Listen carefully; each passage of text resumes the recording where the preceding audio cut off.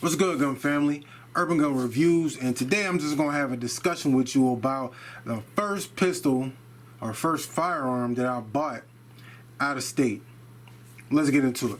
So if you've been watching my channel recently, you know that I recently bought the Shadow Systems XR920. That was my latest firearm purchase. And I live in Pennsylvania, and no local stores had this particular Shadow Systems. They had the DR920. I seen some MR920s. I seen some. I didn't see any XR920s, but they didn't have the one store when I wanted to get the DR. They didn't have the Elite. They just had the Combat. So I looked online, and we got a Cabela's in a neighboring state. So I was like, well, I'll just shoot out the Cabela's. You know, I seen it online, so I was like, I'll just shoot out Cabela's and check them out. So Cabela's, the nearest one is in West Virginia, and West Virginia from me is like 45 minutes away. So I went out there, they had it, checked it out, held it, everything, and I'm like, I like this. So I was like, I was trying to put it on layaway, but they don't do layaway. So I was like, all right, well, I'll be a couple weeks and I'll get my bread up and I'll just come back and get it. So a couple weeks or however long passed, and I go back up there and I go to get the gun. Now I know that I'm not going to be able to walk out the store with the gun. I went in already knowing that.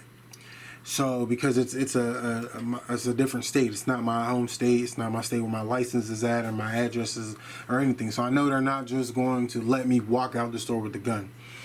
I knew the process before I even got into it. So because I had talked to a store employee before that, you know, probably like last year or something like that, about how they did transfers for out of state people who bought guns. So I already know what the process was.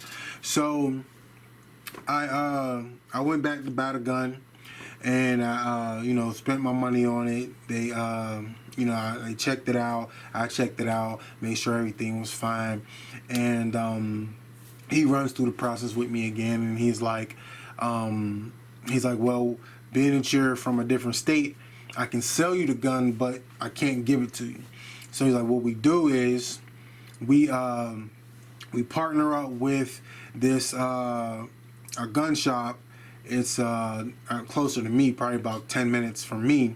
It's called ARH Sports or something like that. ARH. So this is a small shop, and they partner up with them.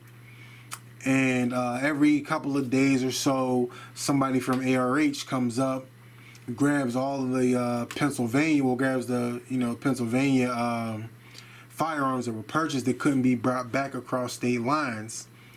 And if you pick ARH, you can pick any other company. So let me put that out. You can pick any other gun shop with FFL to come pick up your guns. So ARH comes, picks up your guns, and takes them back to their shop, and then you just make the purchase from them. They're in Pennsylvania, so you just make the purchase from them. So what they do is, what Cabela's do is they put your firearm in ARH's name.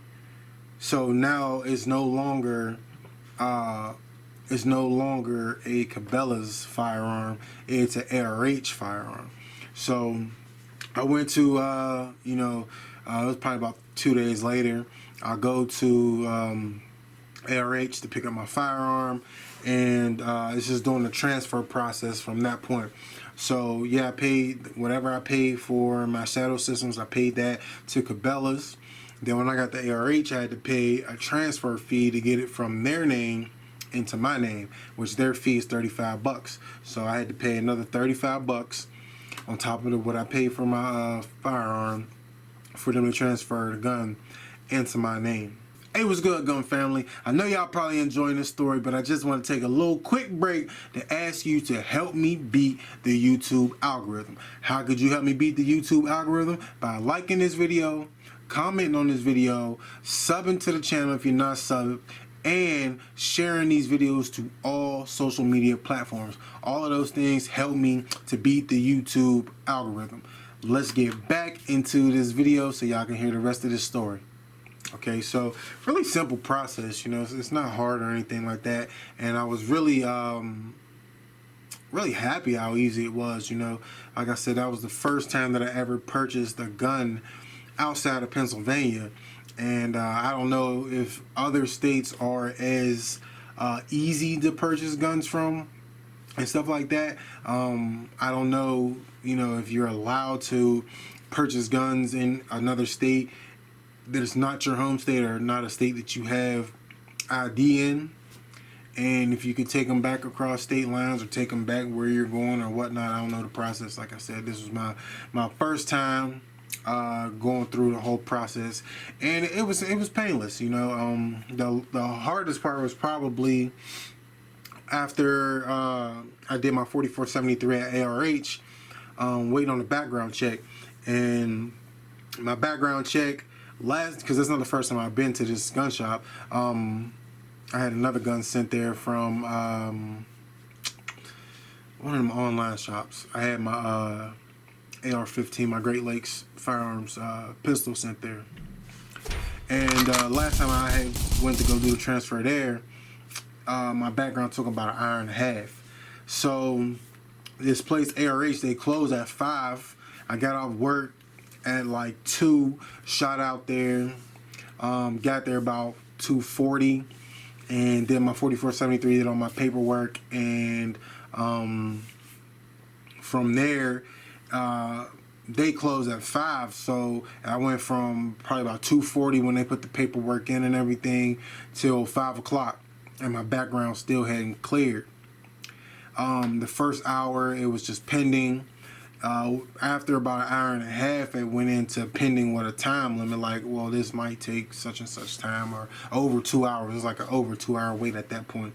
So at 5 o'clock, they closed, and the worker in the store in ARH told me, well, look, you can come back when it clears. It'll probably clear tonight after we're closed. I'll call you tomorrow. You come pick it up tomorrow. So I was like, cool. So next day came, he called me at like 8, 9 in the morning. I'm like, I'm at work. So after work, I'll shoot out there and go grab it. And that's what I did. So I went straight to the shop after work. There's another part on, I don't know if it's the 4473 or the other paper that you got to sign, the federal paper or something like that. Maybe it's a state, I don't know which one. But there's another sign. So like when I signed on the one page, then the next day, being that I picked it up the next day, I had to put the next day's date. You know what I mean? So I had to put a different date and a different signature. It's basically saying that all the information that I entered the day before is still valid. You know, so that was it. But like I said, it was a painless process, and I just wanted to share it with y'all. So if y'all have any stories of buying firearms out of state and how you were able to get them, if you were able just to take them from the store, if you had to ship them, if you had, you know, another like situation like mine where another store came and picked them up, or whatever happened, let me know in the comment section. Let me know if y'all like this video or not. And we'll be back on the next one, Gun Family. Stay blessed. Stay strapped.